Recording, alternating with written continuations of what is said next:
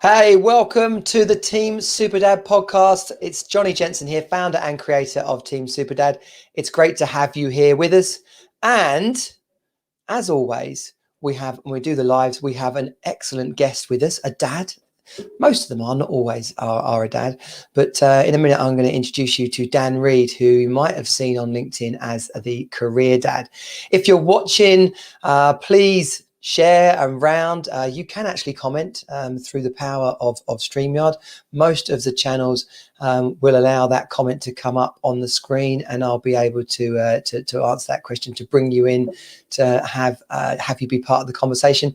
If you're watching on the replay or you're listening on the podcast, then by all means, please share away as well. Give us a hashtag replay. And yeah, Team Superdad is a community of men, a community of dads creating the life they desire and getting out of the life they feel stuck in. And we focus on the areas of focus, fitness, finance, family, and fun. And of course, family, finances, fun, they all filter down into career. And one of the exciting things that we're really going to get stuck into today is smashing that old misnomer of career over family, or how could you possibly have a prospering career and not be a great dad as well. So without further ado, I'm going to do the intro and bring Dan Reed in. Roll theme. Welcome to Team Superdad. Real dads creating their best lives ever. More time, more money, more fun. You are not alone. You're on Team Superdad. Dan. Hello. Good to have you here, Dan. Thank you so much for having me. I'm really looking forward to this. I know. Have you been a guest on other people's podcasts much? Not as much as I'd like. No, it's usually me in your position, so I'm looking forward to having the easier job this time. Yeah, well, I first saw you on LinkedIn doing some of your lives. You had your LinkedIn live flipping golden ticket way before me. And I was like, who is this chancer? Who is this guy? Yeah, absolutely. Yeah. I flipping put that form in about, I don't know, 30 times. I probably sent it 30 times before I got my golden ticket. Literally did feel like Charlie Bucket. Yeah, I don't know how that happened for me, because I didn't get a notification either. I just filled in a form and just left it, and then I went on LinkedIn on my desktop, which I rarely do, and it said, "Do you want to go live?" I thought, okay, and there it was. Yeah, weird. Were you dressed? Yeah, exactly. Yeah, was it an appropriate time to do so? Yeah. I love that. I think people do that. You just click it, and then they're going, yeah. Is this working? Is this working? I have seen a number of tests where people just go live and it says this is a test, and then it's very good. That is the modern parlance. Like, can you hear me? Is this working? So, Dan, yes, I saw you on LinkedIn, and you know, the career dad bit obviously spoke out to me with the Team Superdad focus, and I think it's really exciting, the message that you're putting out and you're bringing to this ever-growing conversation about dads, because everywhere, whether it's our Facebook feed or YouTube, in video ads, start an online business, set up a course, be an e-commerce expert, come on to my property thing. You never see a video that says, have a really good career and enjoy going to work. You just don't see it. And yet thousands, in fact, probably the majority, I don't know what the numbers are, but it's got to be at least 60-70% of people are in a career rather than starting their business. Yeah, no, absolutely. And I think that resonates with me, right? I mean, even with the whole career dad thing as something, as an aside, I quite like working for someone else. And I know you're kind of given this message of you need to set up on your own steam and everyone wants to be a business owner. I think, do I? I don't know. Actually, I wanna play that game, and I want to see how high I can climb in that arena without losing a sense of me and who I am and my values, but also with trying to be the best dad and husband and family belonger that I can be. And so, yeah, I completely get it. And I think there's so much that says, if you are in the corporate world, you must hate it. Therefore, here is an out, and here is your sales funnel. And you can now buy pre-made sales funnels. And yeah, I just think it's insane. Why do we not actually ask the question and try and support people through whatever avenue it is that they are in? Yeah. Well, and the traditional idea of work, it's a slog. Your boss is a nightmare, and you're gonna be tired. You're not going to be appreciated. There's that for a lot of people is the motivation to get out, and yet companies, working culture is evolving so fast. No, it's not. It's taken bloody decades to evolve, and now it actually is. Yeah. It's funny because pre-pandemic, the work that I'd started doing with companies with my career dad hat on was around flexible working. Was how do you engage people who are working remotely? How do you monitor performance? How do you look at metrics instead of 9 to 5 bum on seats? Measure output, not time, and all of these things. And then COVID hit, and then everyone was not everyone, but a lot of people in companies who I were talking to then went to that operation model, whether they liked it or not. So yeah, definitely, it took away one avenue that I was working on with companies, but it has absolutely changed the game. And I think now what we're seeing, which is quite interesting, is companies who are saying, here is our new flexible working model, which means you can work from home on this day and this day. It's not quite flexible working. Or it's, we want you all back in the office. We all want you back to work. And you've got employees going, well, hang on, what have I been doing for the last 18 months? Because it's not been sitting on my ass doing nothing. And then you've got companies going, we realize the world has changed, and let's have a conversation about that and see how we can move forward together. And that's, for women, has been an evolving conversation over the last few years, but I don't really get the sense that it was for men until the pandemic. Yeah, we've had some changes to paternity sort of break when our children are born, but the idea of men knocking on their MD's door and saying, "Oh yes, well, can we talk about some flexible time, please?" Yeah, it was sort of like, oh well, that's what women get, not what men are able to ask for. Yeah, completely agree. And I think that's been a huge problem. And I think that's been a problem for everyone, for men, women, and also kids. I think that for whatever reason, over the years, I've become incredibly comfortable with who I am, what I stand for inside of work and out. And they're actually kind of the same person. When I first started work, the advice that I was given was, you have your work persona and your out of work persona, and the two will never meet. It's kind of that don't talk religion and politics at work kind of mentality. And that never resonated with me. I found it really, really hard. So I thought, I'm actually going to bring my life into work, and I'm going to bring my work into life, because they're both important and I need them to be fluid to operate in the best way that I can. What that led to when I became a dad was one of the phrases that I like is to leave loudly. So when I was in an office and I was going to pick my son up at school at 3:00, I'd stand up and say, I'm going to pick my son up from school. I'm on the phone if you need me, and I'll be back online later this evening. Yeah. And regardless, I mean, I obviously was doing that, but even if I wasn't, sometimes I feel like I just want to say that I'm I had a bit of a side tangent that I'm happy to talk about. I had therapy a few years ago for a number of months, and it was always on a Friday afternoon at 11:00, and I'd be in the office and I'd say, I'm going to therapy now. And it wasn't like an oversharing type thing. It was just to try and normalize some of this stuff. And I think I think what COVID and the pandemic has done is probably normalized that dads and men want to and are able to be involved in their family and their kids' lives, and also to work. And so I think that, yeah, it's moved that conversation away from being a mum thing and a female thing to being an everyone thing.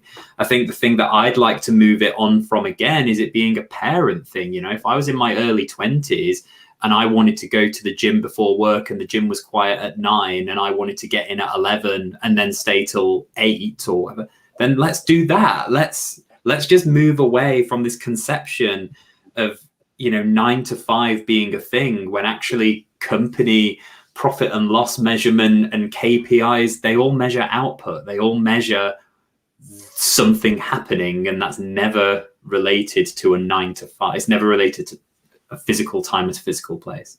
Yeah. Well, and it's an interesting conversation about responsibility and goals and output and performance that, thinking back to my early stages of my career, were never really talked about. It's just come in, sit down, work, try and, like, by osmosis, work out what your boss is doing so you can end up doing it. Yeah. And if all of us are being measured on performance and attitude and how we show up when we show up, then it gives everyone a greater platform to show their talents and to mold themselves into a job, than just sit there and get on with it and hope for the best. It's actually quite exciting. It can work. I think this is the thing, and it really democratizes geography as well, like where people live and work from. So I live in Northampton. When I was at Barclays, there is a huge Northampton office. So I'd spend 2 days in the Northampton office, 2 days in the Canary Wharf office, and a day from home would be my usual thing. But when I started, I was 100% in the Northampton office. And I quickly learned that if I wanted to progress, rightly or wrongly, I had to have a physical seat at the table, and that table was in London. So I had to split my time. And I was lucky enough that I could afford to do that, or that I had the support around me for the time to, 2 hours each way, like a 4-hour commute, as opposed to 20 minutes but now that's not as needed. You could be in Manchester and have a seat at the table with the London people, and it doesn't matter. And I think it brings more voice and more diversity to the conversations, and I think it makes companies richer. So I think that's a fantastic thing that I hope just isn't lost as soon as the doors open back up and we all scramble to return to an office. Yeah, totally. And that's, wow. I mean, I could end up talking about that for hours. Just the mind boggles at the idea that someone amazing is living in North Wales and thinking, oh, I don't want to go back to London, but I want to have a career. And the pressures that could put on themselves mentally, the pressure that could put on a relationship. Wow. No, absolutely. And a little question about fatherhood for you, because you mentioned earlier about what work means for you. What does fatherhood mean for you? And your role in that as far as your family goes. And again, I'll try not to talk about this for 45 minutes, so do cut me off. But I think it's probably, before I answer that, it's worth giving kind of like a 2-minute history, because I think that'll help as to where I've arrived to. So my parents divorced when I was quite young, and so I was 7 or 8. And even up until that, my dad was the really stereotypical career-driven dad. So even when they were together, he wasn't really about. And then obviously at a young age, I went to see him every other weekend, and it was still kind of work focused. Sometimes, I was thinking about this the other day, actually. Sometimes I would spend the evening with his girlfriend and their friend to like have like a take as like a 10-year-old kid, because I'm assuming he was working. I don't know. So what that led to is, as I got older, probably mid-teens, I knew that I wanted to have a family. I knew I wanted to get married and I wanted to have kids, which is a weird thing for like a 14, 15-year-old boy to to have so solidly in their mind. And I knew that I wanted to try and provide that environment that I didn't have. Now, I was then a really wayward teen and an adolescent, so I definitely wasn't living a lifestyle that then supported that vision that I wanted. But then I was also quite fortunate in that I met my now wife at university. We had our ups and downs, as I'm sure everyone does. But by the time university ended, we'd started dating again, and then we got together, got engaged, got married, and that was 10 plus years ago. So that's cool. Then so I've got 2 kids. So I've got a son who's just coming up to being 7, and a daughter who is 2 in a couple of weeks. And when I had my son, I really struggled with that, because I was also at the point, I was in my mid-20s and I was forging this career, and I'd never been career focused. I thought, like, my 2 choices were, I went to university not because I wanted to, but because my parents told me I was going. So I just drank for 3 years and scraped by. What did you study?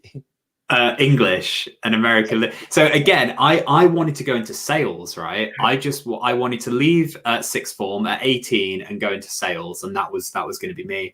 And it was, no, you're going to university. So I thought, okay, I am naturally quite good at English without putting in very much effort at all. So I'm going to do 3 years of that, and I'm going to take all the creative writing courses, all of the film into novel courses, and I'm just going to coast for 3 years. And that's what I did.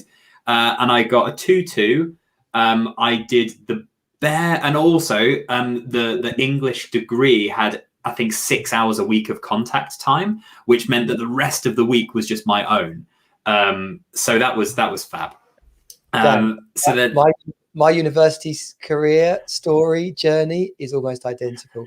I got my A-level results. And I can picture this moment clearly in my mind. My dad and I standing outside the Mid-Kent College, and he goes, "Well, I've got no bloody money and there's no bloody jobs. You should get yourself off to university and have a good time." There you go. That was, again, that was my ticket to ride. 1993.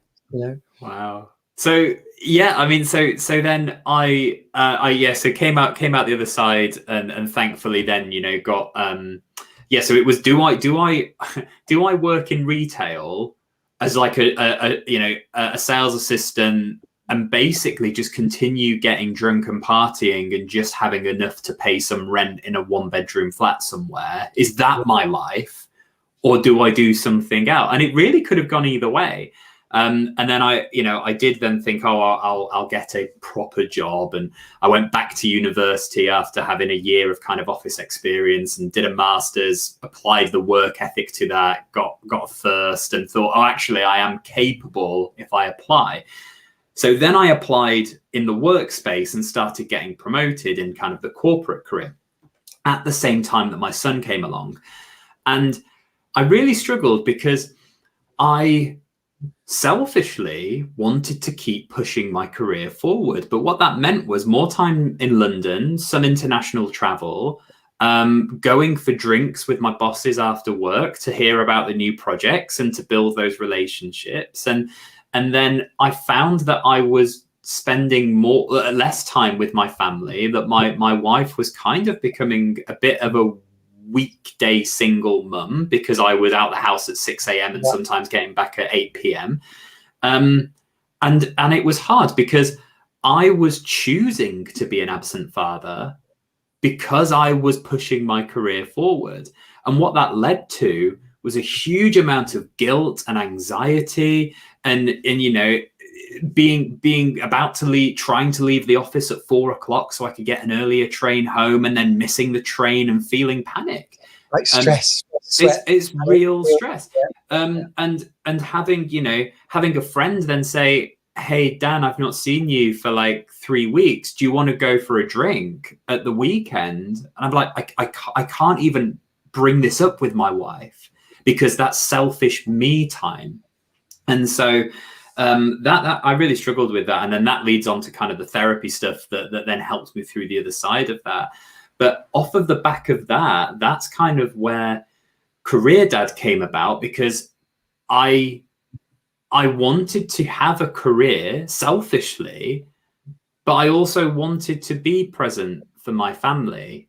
And I thought I wanted to provide that environment that I didn't have growing up. And I'm not, because I'm providing it financially, but I kind of had that growing up from my dad's side anyway. So actually, what am I doing?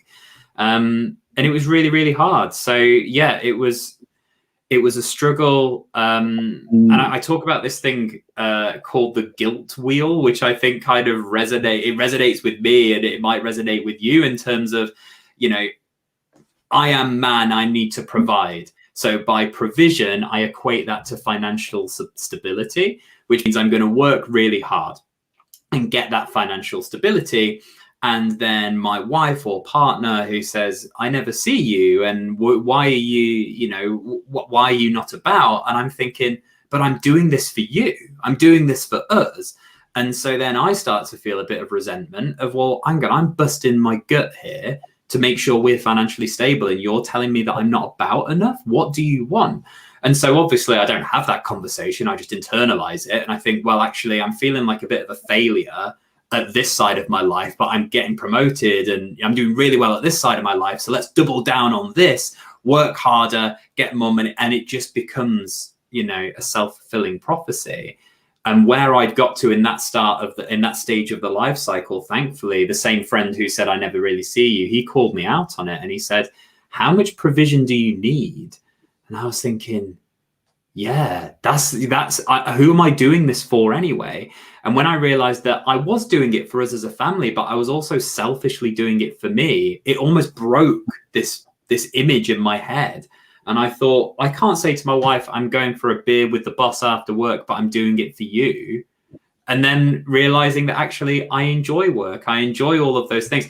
And that really helped, as I say, shatter that kind of internal glass and be able to then move forward in a way where I didn't have that guilt and I didn't have that anxiety, and I could have those open conversations. And I'm covering, summarizing the last kind of 7 years here, but now I'm in a space where it's just so much better and everyone's so much happier. Yeah. And the word happiness, being happy, feeling happy, having happiness, it's, I've read books on it. I've been on seminars on it. There is a science around happiness, and there is a impact on our mental health if we don't have it. We feel like it's something we should just find it at the weekend, find it at the evening. But but it actually does come from an alignment with our values. If you're thinking, oh, I'm going to be happy at work, but then you're coming home and that your relationship's not working, and that you're feeling resentment towards her, but you love her, and you put a smile on, but underneath it, you're not happy. Yeah.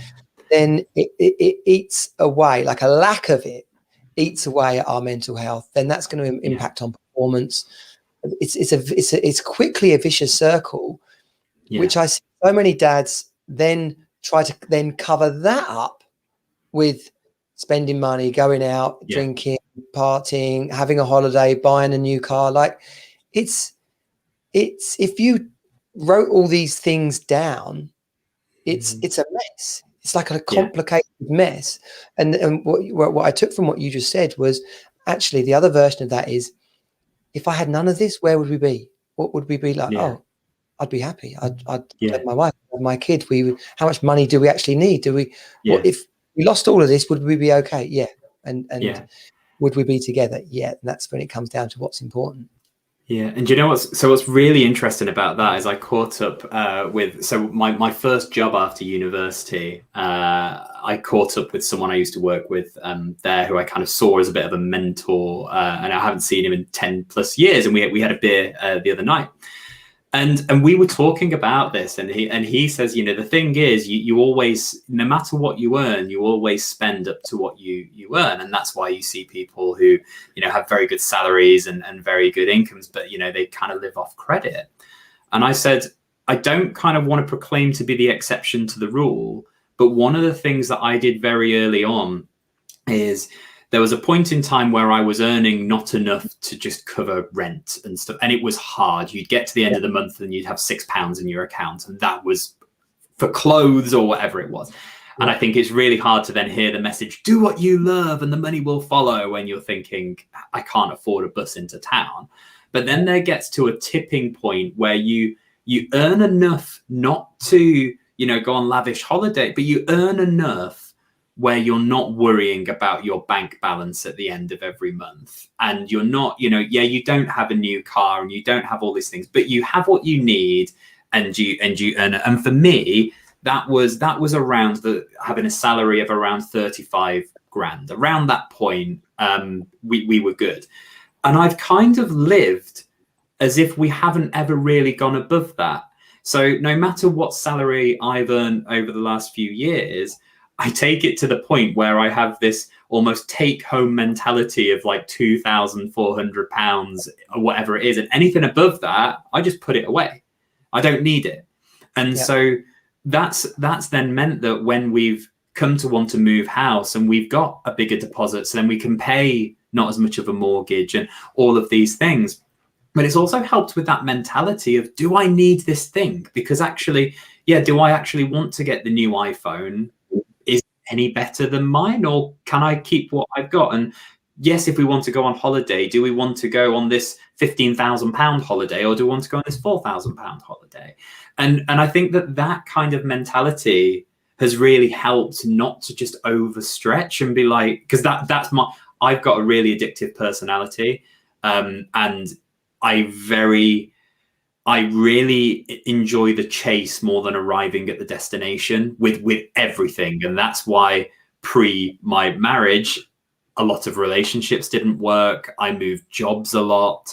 I just wanted that chase. And that also came in the form of buying things. So I'd have to buy the latest thing and do all that. And it was actually my wife who, she said to me, she's like, look, instead of buying the thing and then regretting it, I want you to save a nominal £10 a month, £20 a month, put it to one side. And if you still want that thing, whether it be £60, if you still want that thing when you've saved for it, then get it, do what you want.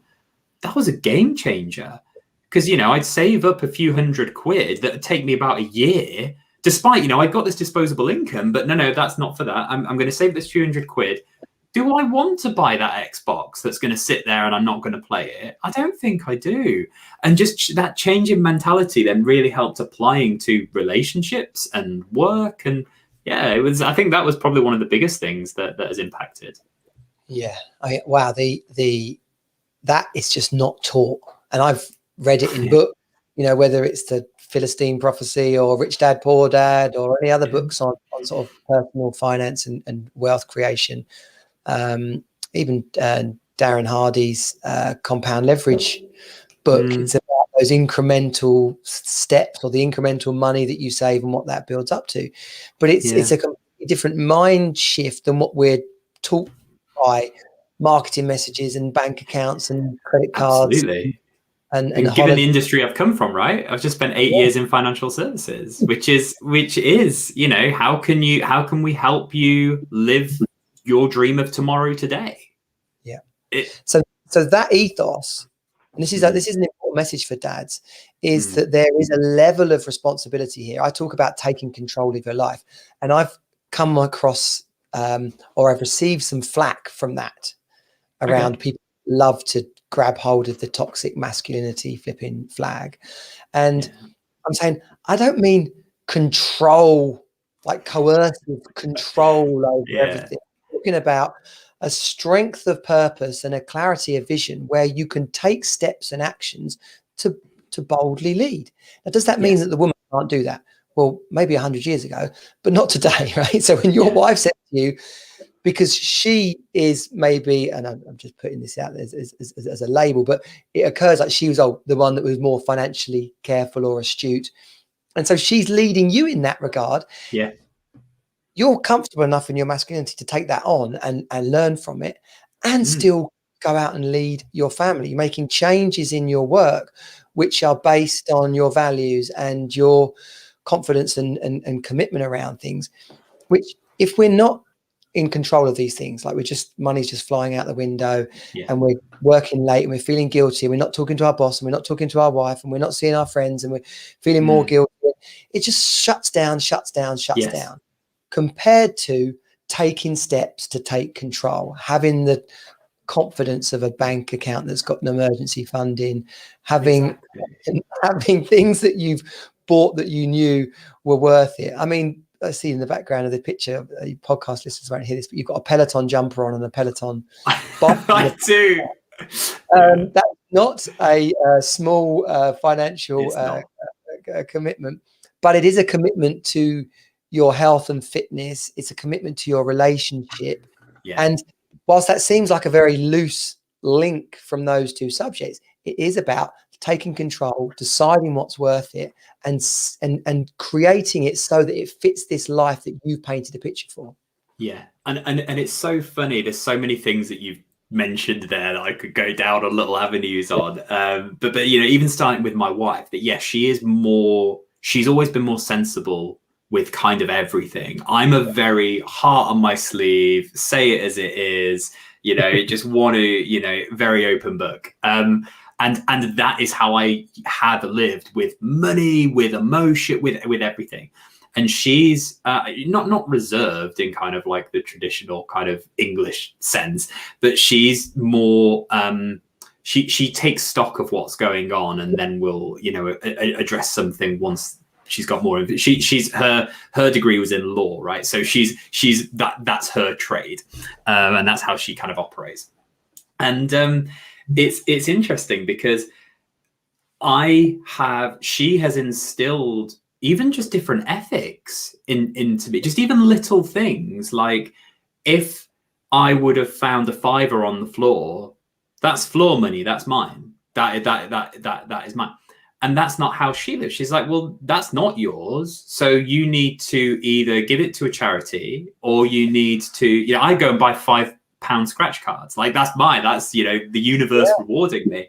And now I absolutely wouldn't. And if I see like £1 on the floor or whatever it is, I have to do something with it that is not for me. Now you can get into this whole question of, well, it's giving me a feeling of good and a sense, and therefore I don't want to go down that route, but I cannot financially benefit from that. And it's just, when you're talking about, being comfortable enough in myself to let someone else influence me, and that not be another man, I think absolutely. That's what we're all taught to try and do at work, build up a team around you made up of different people and all of that.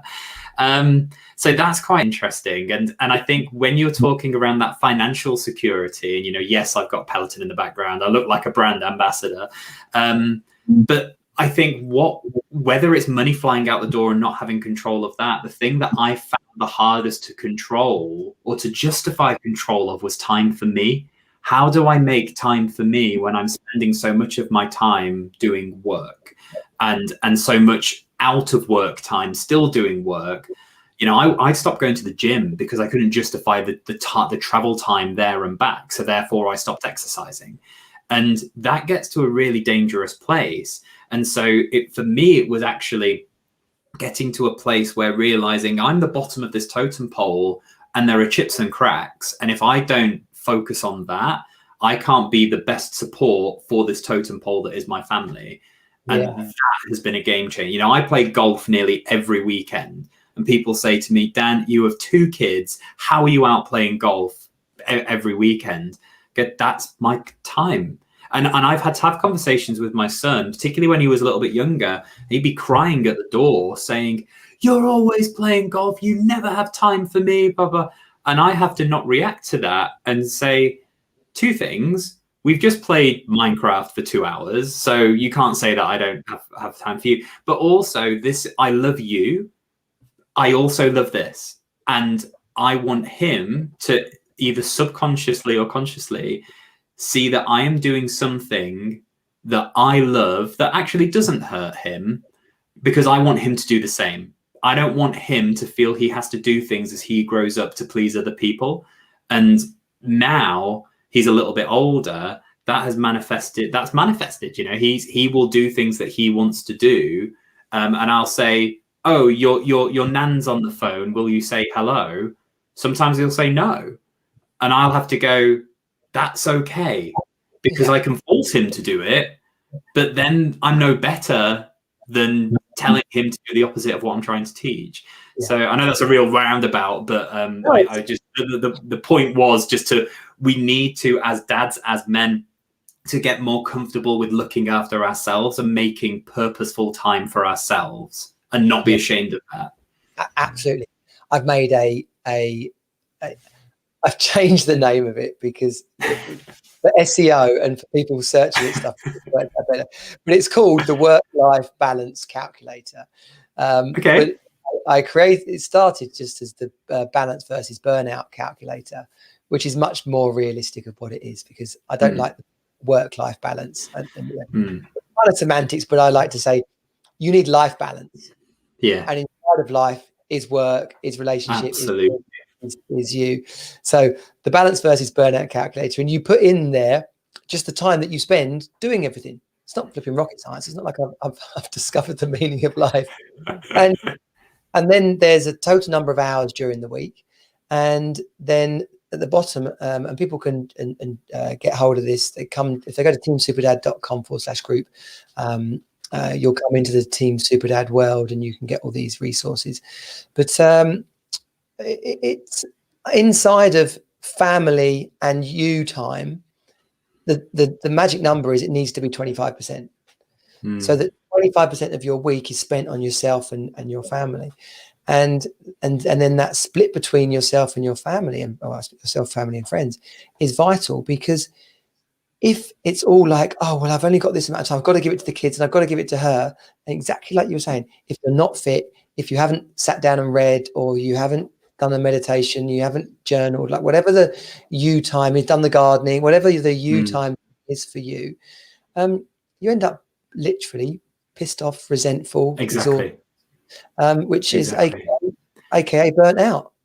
Yes, and I think as well, if you then try and take that me time or you time, but you don't make the proper time for it, you're just trying to fit it in against other things. This might just be me, but you feel guilty about taking that time and not doing other things that need to be done, whether that just be the laundry or whatever it is. And interestingly, with the whole career dad thing, about half of the audience are women and mums, and they're like, I'm getting an insight into my husband's kind of life. And one of the questions I get a lot from mums when I talk about, give dads time, the gift of time, and they say, oh, my husband will never take that. He'll never ask for that. And I'll say, no, he won't. And it's about giving it without an agenda, and or making it about the mum or the woman. So for example, I said to one of the women, if you recognize this in your husband, why don't you say to him, do you know what, I really want a night with the girls, or I really want to watch this Netflix series in the bath with a glass of wine for an hour. I just really want that me time. And the husband most likely will say, absolutely, whatever you need. And then flip it around and say, what would you like? This is what I want. I'm going to take this time for me. What would you like for you? And that can start to help. Oh, actually, yeah, maybe I'd like to, go for a run, or just exercise, not even, read a book. And I think that if we can start to do those things, it'll just really help everyone, like you say, happier, just be a bit more happier. Yeah. Dan, when I coach dads one-on-one, I mean, we do this in the groups as well, but when I'm working one-on-one, I get to ask the specific question week in, week out of, right, what did you do for yourself this week? How did you reward yourself? And those first few weeks are like, oh, what do you mean? I can't do that. I can't, they're so out of the habit of the practice of doing something for themselves. Yeah. They can't even imagine what it is, let alone do it. Yeah, 100%.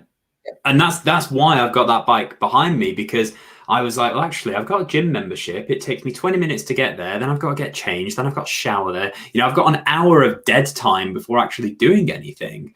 Whereas actually, I'm an early riser anyway. I don't know where that came. Probably kids, because it definitely wasn't the case when I was younger. But I'll get up at 6:30, and I'm like, do you know what? I could do up to an hour on that and still have a shower and then get the kids ready for school. And that's my time. And sometimes my son does kind of walk in and he wants to have a chat with me. And I have to go, I need to talk to you about this later because I can't. But yeah, it's It's so you know, I think it's taking that time unashamedly. But it's getting comfortable doing that. And I think when, exactly as you say, when you're talking to these guys who cannot even comprehend that, for them to think of being in that place of non-comprehension to doing something for themselves, it's too big a leap. And it's how do you connect those dots, I guess, isn't it? Well, the important thing to say on that before I ask you about how to approach your boss to get the kind of flexible time and bad time that you want, but an important part, I've lost my train of thought completely. Around connecting the dots was my thing. How do you? Yeah. It's gone. There we go. It might come back. Might come back. Yeah. Either that or I'm getting dementia. Isn't funny for some people, but I'll tell you what you have done though in this conversation. You've just ruined me ever finding money. Sorry about that. I found £2 outside Tesco's last night, and it's there right in front of me. I'm looking at people who've kind of walked past, and I'm thinking, well, that could have been them, and that couldn't have been. So I just picked it up and carried on. But okay. So now I've got to put that in the charity box. Okay. Look, I don't let me shame you. Don't let me guilt you into, you know, you do you. And I definitely, you know, I used to work at one of my first jobs was at McDonald's, sweeping up the floor. And once I swept up a £20 note, which was late 90s.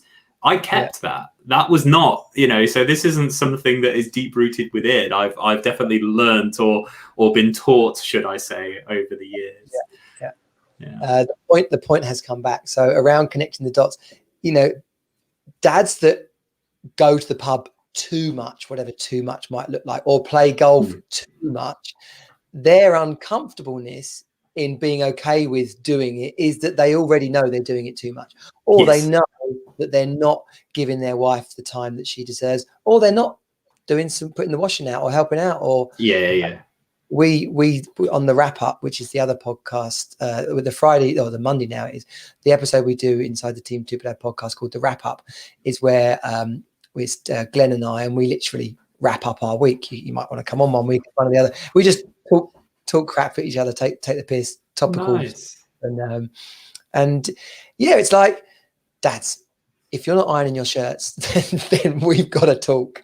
You know, like the and that might mean that actually she doesn't like cleaning the bathroom and you don't like ironing. Okay, great, you can swap jobs, but if you're not doing enough around the house, it's not about what she does for work or not does for work. In a working relationship, that you should be supporting each other to the degree that one of you's whose hobby is play golf 2 hours a week. That's completely okay, and even better than that is celebrated, because they know that when you come home, you're a better version of yourself for doing that, and your relationship is better. Yeah, exactly, and that's it, you know. And I spend, you know, my father-in-law and my mother-in-law in particular thinks I'm some sort of superhero because I've got this high-flying corporate career, but also they pop around on a weekend and I'm hoovering and putting the laundry on, and right after this I'm on, you know, I'm just on general house duty. My wife's working, I'm off work, and it's not, I don't see it as I'm helping my wife out. I see it as I'm maintaining the house that we live in. Like, it's as much my responsibility as it is anyone else's. Well, Dan, the answer to that, or the reality check for people around that is, when you're divorced, you're going to have to wash. like, or you're going to have to cook, or Yeah, you're clean, or so don't exactly. like this is her job, because when and it cuts both ways, right? But when either of you have had enough of the other, then you're going to have to do all the things that you didn't think you needed to do. So, Absolutely. so look, an Absolutely. important part of this conversation is Mm. the way I'm going to ask it actually makes it perfect that we can cut it out as an individual piece of training for the Team Superdad crew.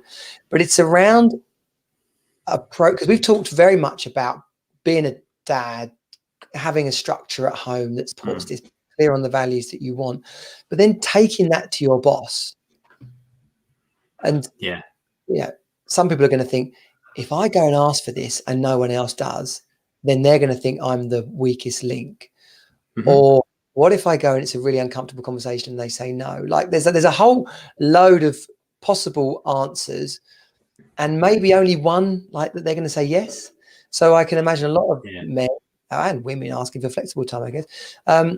They think, oh, well, I'm not going to risk asking.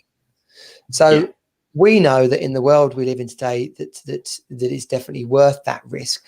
But how does someone approach that conversation, and how should they be asking so that they get it's a win-win, really, good for the company, good for them?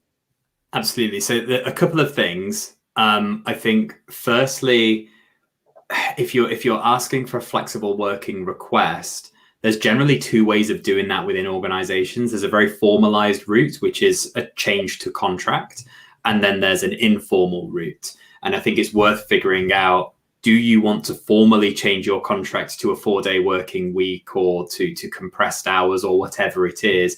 Or are you just looking for some flexibility within your 24 hours that you have within a day? And I think it depends on which route you want to go. I've always gone down the informal route because I actually think that going down the formal route isn't actually flexibility. It's just a different working pattern. And what I've always wanted is true flexibility. So how to approach informal flexibility, and let's say what does that look like? That looks like I want to go to my kids' sports days. I want to be able to take them to the dentist. I want to be able to, now we're working from home, when they get home at 3:30, I want to take half an hour out and hang out with them and then go back to work later. How do you approach that? And I think there's two things that I've done. The first is when I've been established in my role and I've had a new boss, the conversation that I've had is, this is how I like to work and this is how I operate, and it works really well for me. So about 4 years ago, I was in a team, I had a new boss come in, new managing director, and I said, I take a really fluid approach to work. And what that means by that is, as long as I'm happy and you're happy and the stakeholders are happy and I'm hitting my targets, I don't really care where or how the work gets done, as long as it gets done and it gets done in the right way. What are your thoughts on that? And her view was, crack on, that sounds great. And then I continue doing what I'm doing and build up that authority. And then no one really cares where you are at what time, because they know that you can deliver. So that's one way. And that's when you are established and someone new is coming in. If you are the new person going in and you want to address that, or maybe you're both established and you want to change the dynamic, I think a test is always great. And particularly, a lot of buzzwords at the moment are around agile mentality and test and learn, and don't just treat that to work and projects, but to ourselves. So again, something that I've done is I've said, I want to change. This was when I wasn't really allowed to work from home. I want to do a trial of working from home a day a week. I don't want it to be a set day a week. I just want that flexibility. And we're going to measure it. We're going to measure. And I put like a little survey together for me and the little team that was some qualitative stuff around feelings and happiness and, are we fun to work with? Because I went out to some of our stakeholders as well. And some quantitative things of how much work are we getting through, how our projects are getting delivered quicker and all of that. And I said, I want to trial it for a month and I want to see what happens. And if it works, then why would we not just carry on anyway? And if it doesn't work, then it doesn't work. Why would we carry on anyway? And I found that coming at it with that approach when someone is a bit more resistant just helps, because who can say, no, I don't want to find out if there's a better way of doing things. And so that's really, really worked for me. And then, as I said, now that I'm in a position where I at Barclays was running an area, running teams, and on that senior leadership team, then it's for me to set an example for others and say, this is what I'm doing. And, you know, I'm still getting the good ratings. I'm still getting the promotions. And I'm still not sat somewhere 9 to 5, because it's just not how I work. Yeah. And going into your new job, you've obviously had to have that conversation with a new before you were offered the role, as a potential an interviewee, a candidate, saying, I'm really brilliant, but by the way, I'm only prepared to come if it looks like this. Yeah. And you know what? And that was a real position of power, because I didn't leave Barclays because of anything that I was just like, I'm done with this, I've got to leave. I was really enjoying my job and that team. So when Adobe came, I said, this is who you get. Yes, you get someone who can do all these technical things, pretty good with people. The roles around a technical role and relationship management, so fantastic. I'm a good fit. You also get Dan Reed, career dad. And this is stuff I talk about. I like to go on podcasts. I like to do all of these things. And also the way that I work is very, very fluid. And their response was fantastic. We want you as an individual, and that's how we treat all of our employees. So I get that there are going to be things that go in my diary, especially the role I'm doing is an international role. It's an American company. There are things that I am probably going to be on calls with California that are 9 or 10 o'clock at night in the UK. And that's okay, because that means that I might take my son for a leisurely ice cream when he finishes school. And that's okay. So I think it's just about having that, it's not saying, here are my demands. It's saying, I work best in this environment, and I want to give you my best, and I want to be the best I can be. So why don't we just see what happens? Yeah. That you just encapsulated there goes back to the top of the conversation about values, about what you want out of life, about how you want your relationship to go. I mean, I can just, I see in the positive, in the dads who are part of Team Super Dad and the friends I've got whose relationships are working, they're like unicorns, aren't they? You're kind of like, well, how do you do that? And then but the success aren't that secret. They say, well, we make time for each other, we communicate, we don't hold grudges, we're really clear on both each other's goals, but our shared goals, our values are aligned, which sounds a bit stuffy for a relationship and a bit boring. But if you're going to stick together and you're going to make it work and you're going to be excited about being together, those things are important. But then if on an individual level, if you're going to feel like your life's working, if you're going to be excited about what you're doing, if you're going to have a confidence in each and every situation, then being that person all over the place with your wife, with your job, with your kids, means that you show up like that. And that might sound a bit ethereal to some people listening to this, but bring it back down to basics. It's about when you're not being yourself and you're not pulling what you want towards you, you become depressed, you become really low. You think life is crap. But when you are being the person you want to be and you're making everything work, like I said, positive masculinity, then the response is wonderful. Yeah. And you've touched on something there that is so important, because again, with the influence that I had growing up, particularly from my dad, was work was a thing that you go and you put on your work face and you do work, and then you can go home and be the jokey kind of whatever you want to be, but work is a serious thing. And that is how, even the start of Barclays, that's how I was. And it's only when I started to loosen up and I thought, this is too hard. I'm actually just going to be myself. And that is a bit of a joker. And I talk too much and I talk too loud. And, the first feedback that I got at Barclays from a colleague was, Dan spends half an hour talking to someone where it only needs 5 minutes. And my comeback was, but I'm building relationships. Like that's what I'm doing. And when I allowed myself to be me, not only did people see, oh, actually, that guy's a bit different, but he's still getting the job done and people seem to like him. So let's work with him. But also I stopped having to pretend. And it was such a mental drain to not be my whole self. And you don't have to remember who you said to what and how you've been with such and such a person, because you've just been you. And then you can't get caught out. And I see so many people who they manage upwards, right? They are a certain someone to their superiors and someone different to someone else. And then you get those two people in the room with the person and they're like, oh, I don't know how to deal with this. And it's just actually just be yourself. And it's so much easier. And it's only when I did that I started to then get the things that I actually wanted. It's insane. Yeah, that's a beautiful way to kind of to bring us up to the end of the conversation, Dan. What's your career, Dad? I think I shared it. I'll put it up on the screen now. Actually, if I haven't done that already. Careerdad.co.uk. You can search up Dan's podcast as well on all the favorite podcast channels. Career Dad. What would be your encouragement to someone who's struggling juggling their career and their family?